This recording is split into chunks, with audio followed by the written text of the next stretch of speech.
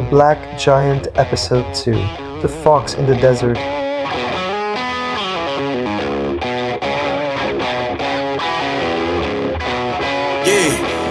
came through flexing cause they know I got the sauce. Got the presence on me, I can't ever take it off. That's why I came country boy stepping, yeah, I'm country boy stepping. Country boy stepping, yeah, I'm country boy stepping. Yeah, they can't get like. There's a detail that never made it into the official police report, buried in a witness statement, taken 3 days after the events of that night from a traffic officer who has since been reassigned twice and asked both times not to be interviewed again. He remembers a silver car. He remembers being close enough to see the driver's face for maybe 4 seconds. And he remembers, more than anything else, that nothing about that car gave him a single reason to be suspicious. That's what got me, he told an investigator off the record. It wasn't nervous. It wasn't fast. It was the calmest car I stopped all night. He waved it through. By the time anyone realized what that car actually was, it was already gone. This is the story of those 4 minutes and the hours before them.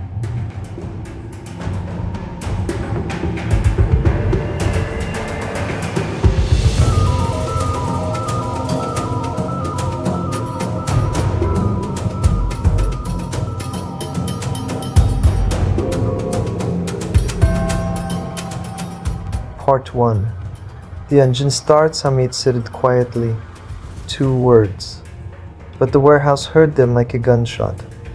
Soroush closed the hood of the Mitsubishi. The sound echoed off the rusted walls. Metal on metal. Final. The kind of sound that doesn't leave room for second thoughts. Farid slid the last magazine into place. Click. Sara stood up from her chair. For the first time all day, her hands weren't steady. Nobody mentioned it. Nobody had to. They didn't shake hands. They didn't say good luck. Criminals like this don't believe in luck. Hamid had made sure of that. 1 rehearsal at a time for 2 years. Instead, they walked out of the warehouse into a heat that hadn't broken since noon, into a car that had been checked and rechecked and checked again. The doors closed. 4 locks. 4 clicks. 1 sound. Soroush turned the key. The engine caught on the first try. Of course it did. He'd made sure of that too. Here's something the police reports never captured. In the seconds after that engine started, none of the 4 people in that car said a single word. Not one. Because in that silence, something happened that no plan on Hamid's board could account for. They stopped being 4 separate people with 4 separate reasons for being there and became one thing. A crew. For the next few hours, whatever happened to one of them happened to all of them. The car pulled out of the warehouse yard. Gravel crunched under the tires.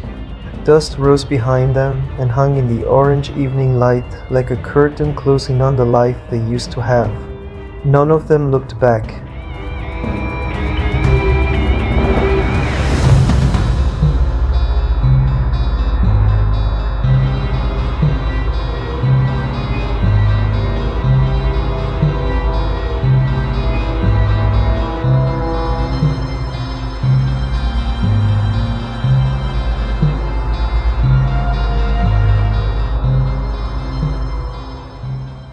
Part 2. 4 races, 1 car. Before we follow that car any further, you need to understand something. This wasn't 4 criminals chasing money. Money was the excuse, not the reason. It starts with Hamid. 5 years ago, Hamid had a different life. A wife, a daughter. An apartment with a small balcony where his daughter used to draw with chalk. Then his wife found out what he really did for a living. She didn't scream. She didn't cry. She packed 2 suitcases, took their daughter, and got on a plane to Sweden. She never told them the exact address, just the city, Stockholm. What most people don't know, what Hamid has never told anyone in that car, is that he flew to Stockholm once, 18 months ago, on a passport that wasn't his. He stood outside the school for 4 hours in the freezing cold, watching children come out at the end of the day, trying to recognize a face he'd last seen at 6 years old. He never found her. He flew home the next morning and never told a soul. That's the version of planning for every scenario nobody on that board could see. Hamid wasn't just planning a robbery. He was planning a second chance he'd already failed once. Now Sara grew up in a house where every decision was made for her. What to wear, who to marry, who to become. She left that house at 17 with nothing but a bag and a promise to herself. Nobody decides my life for me, ever again. What she doesn't talk about, not to Hamid, not to Farid, certainly not to Soroush, is the first job she ever pulled to survive after leaving. A small one. A jewelry counter in a shopping arcade in Karaj. Nothing like tonight. She was caught, not by police, by the shop owner's son, who chased her 3 blocks and finally cornered her in an alley, and instead of calling the police, made her an offer she still can't think about without her jaw tightening. She got away, barely. It's the reason she never works a job without an exit already memorized before the job even starts. Money isn't the goal for Sara. Money is the proof. Proof that the 17-year-old in that alley never has to make that choice again. Then, Soroush, 19 years old, the youngest person in that car by almost a decade. 6 months ago, Soroush fell in love. Badly, completely. The way only 19-year-olds can. Her name doesn't matter for this story. What matters is her father, who ran one of the most feared networks in the country. When he found out about his daughter and the mechanic's apprentice with grease under his nails, he didn't forbid it. He smiled. And he named the price 3 million euros. Pay it and you can have my daughter. Fail and you'll wish I just said no. There's a detail Soroush hasn't told Hamid. 2 weeks ago, that same man sent Sara a photograph. Not a threat, worse than a threat. A photograph of his daughter, smiling at the family dinner Soroush wasn't invited to, with a caption underneath that simply read, 90 days becomes 60 if you keep me waiting.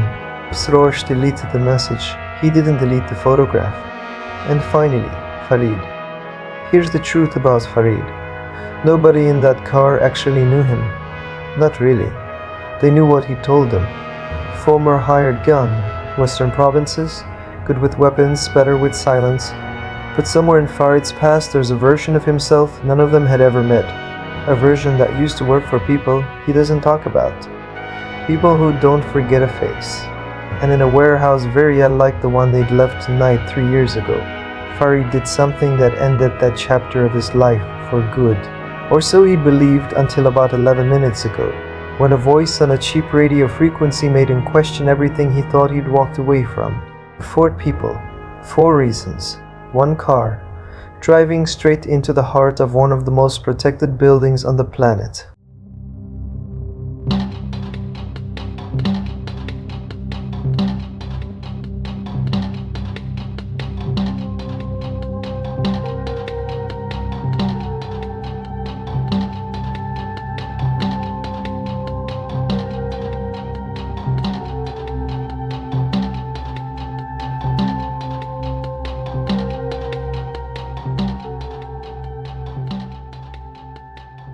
Part 3. What the Krivet sank at sea. While the Mitsubishi idled at the edge of the warehouse district, 6 kilometers away, a different crew was starting its own countdown. 10 men. 2 vehicles. A stretch of road called the Haqqani Highway that, in about 40 minutes, would become the loudest distraction Tehran had seen in years. Their leader went by a call sign, not a name. Even his own men mostly used it. Wolf. He was checking a duffel bag of road spikes when his second in command, a wiry man with a scar through one eyebrow, leaned in close enough that the others couldn't hear. You said you knew the shooter, the wiry man said, the one going in with the planner's crew. Wolf didn't look up from the duffel bag. I said his face looked familiar. Familiar how? Wolf zipped the bag shut. Familiar enough that if this goes sideways tonight, I want to be the one standing behind him, not in front. Neither man explained what that meant. Neither needed to. This detail wouldn't surface until much later, in a hospital interview given by the wiry man himself weeks after the events of this story, in exchange for a lighter sentence he never actually received. But it matters here, because it tells you something the crew in the Mitsubishi didn't know yet. They weren't the only ones in that operation carrying a history nobody else had signed up for.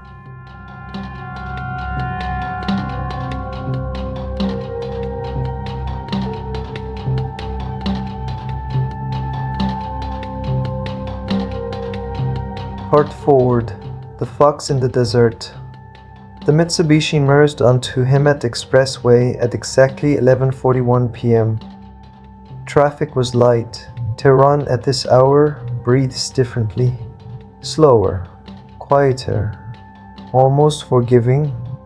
Soroush kept the speed steady, not fast enough to be noticed, not slow enough to look suspicious, just invisible.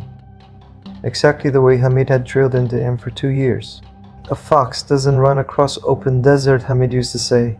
A fox moves like the sand isn't even there. In the back seat, Sara watched the city lights blur past the window. No cigarette this time. Hamid's rule, nothing that could be smelled, remembered, or traced. She hated the rule. She followed it anyway. At 11:47, a set of headlights appeared in the mirror. Steady. Patient. The kind of steady that a tired commuter's car doesn't have.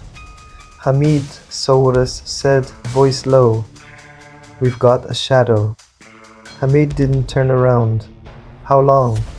90 seconds, maybe more. Speed? Matching ours, not gaining. Farid's hand moved, slow and unhurried, toward the floor of the passenger seat, not toward a weapon, toward nothing in particular, just a habit of readiness. Traffic patrol runs this stretch on a loose rotation, he said. Could be nothing. Could be, Hamid agreed. Sara, sit up. Look bored. Not scared. There's a difference, and it's the only difference that matters right now. Sara straightened, tucked one boot under the other leg, and let her expression fall into the exact same practiced boredom she'd worn all afternoon in the warehouse. The headlights closed the gap. A single flash of blue lit the inside of the car for half a second, then vanished. A patrol car easing up alongside them in the next lane, not behind. The officer inside glanced over. Ordinary glance, the kind every driver in Tehran gets 100 times a week. Then his eyes lingered, just slightly longer than ordinary.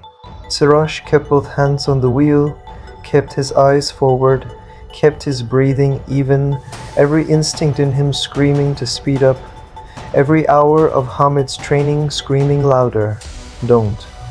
For 6 full seconds, the two cars drove side by side. Then the patrol car's turn signal clicked on. It peeled off toward an exit ramp, and its taillights shrank into the dark behind them. Nobody spoke for almost a minute. See. Hamid finally said, quiet, almost gentle, "A fox doesn't run." Sara let out a breath she didn't realize she'd been holding. One of these days your desert metaphors are going to give me a heart attack before the actual robbery does. Farid didn't smile. He was still watching the exit ramp in the side mirror, long after the patrol car was gone. The way a man watches a door he's not sure has actually closed. Up front, Farid checked his earpiece. The small radio tuned to a frequency that officially didn't exist. At 11:56 p.m. it clicked to life. A voice. Low, rough, efficient. Phase 1 is a go. Haqqani Highway, both directions, closing in 4 minutes. Farid's jaw tightened, just slightly. Just enough that if you'd been sitting where Sara was, you might have caught it. She didn't. She was looking at the road. Here's what Farid didn't say out loud. He recognized that voice. Not from a briefing, not from Hamid's files. From years ago. From a warehouse very different from the one they'd left tonight. From a version of his life he had promised himself was over. He let himself remember it, just for a second, because there wasn't time for more than a second. 3 years ago. A different city. A man Farid had once trusted enough to call a friend, kneeling on a concrete floor, hands zip-tied, asking questions Farid didn't have good answers for. Farid remembered the exact temperature of the room. He remembered the superior's voice on the radio very much like this one, giving him an instruction he still hasn't forgiven himself for following. He remembered walking out of that warehouse a different person than he walked in. He told himself, now in this car, that the voice on tonight's radio was a coincidence. A voice can sound like a lot of things at midnight, over a cheap radio, through an earpiece that crackles more than it clears. He told himself that. He almost believed it. 10 minutes, Hamid said, checking his watch for what might have been the 100th time that night. Phase 1 closes the highway. Phase 2, we move through the service road. Phase 3, we've heard Phase 3 100 times, Sara cut in. But there was no bite in it this time, just nerves, wearing the costume of sarcasm. Hamid allowed himself the smallest smile in the mirror. Then you won't mind hearing it once more. The car passed under a highway sign. Central turn 6 km. Nobody spoke for almost a full minute after that. 6 kilometers. That's all that stood between 4 ordinary lives and the biggest decision any of them would ever make. Part 5. The signal at 11:58 p.m. In the distance, headlights flickered. Once, twice, a pattern. A signal. A black van parked exactly where the plan said it would be, at exactly the moment the plan said it would be there. Hamid exhaled, the first real breath he'd taken since the warehouse. That's them, he said. Mercenaries are in position. Farid's eyes stayed fixed on that van a beat longer than necessary. Somewhere behind that windshield was a face he half recognized. A voice he was almost certain he knew, and a growing, cold suspicion that the crew he trusted his life to might already have a crack running through it. He said nothing. Not yet. Soroush eased off the gas as they approached the service turnoff, the private access road running straight toward the Central Bank of Iran, exactly where the map on Hamid's board had drawn a small red circle. The van's headlights blinked 3 times. The signal, that's it, Hamid whispered. We're clear. The Mitsubishi rolled forward, past the van, onto a road that officially didn't lead anywhere important. Unofficially, it led straight into the vault of one of the most heavily guarded institutions in the Middle East. Sara leaned forward between the 2 front seats. Hamid, she said, and for once there was nothing sharp in her voice at all. Whatever happens, I'm coming back tonight, with the money or without it. I'm coming back. Hamid met her eyes in the rearview mirror. We all are. Farid said nothing. He was still watching the van shrink in the side mirror and the shadow of a man standing beside it, who, for 1/2 second, seemed to look directly back at him.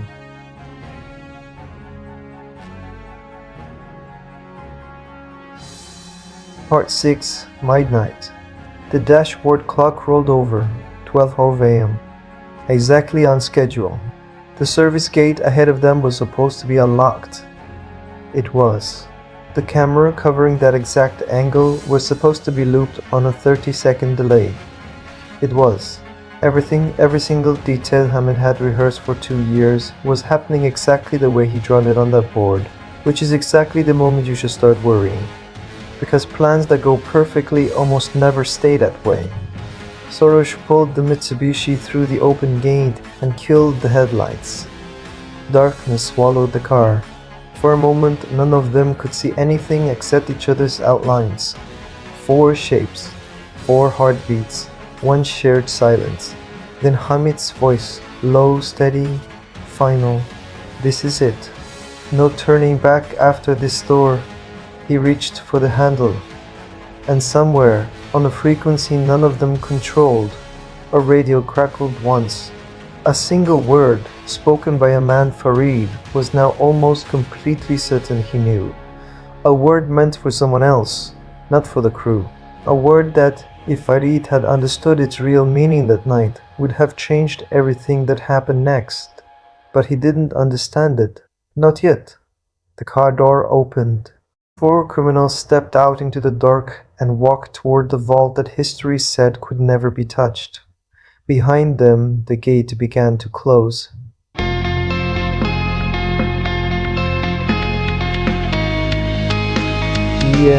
of episode 2.